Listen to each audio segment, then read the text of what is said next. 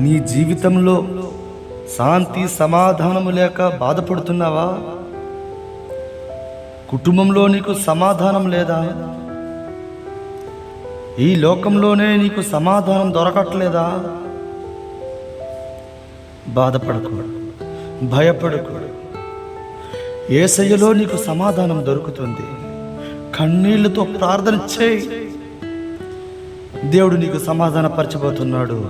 ఆయన నిన్ను సమాధానపరచబోతున్నాడు. సమాధానపరచువారు ధన్యులు, వారు దేవుని కుమారులు అనబడుతున్నారని యేసయ్య చెప్తున్నాడు. యేసయ్య నీ బిడ్డకు సమాధానం పరచండి, శాంతిని ఇవ్వండి ప్రభువా. ఆయన పాపపు తలంపుల హృదయమును మార్చి నూతన హృదయముతో నింపమని యేసు నామములో ప్రార్థిస్తున్నాను. ఆమేన్.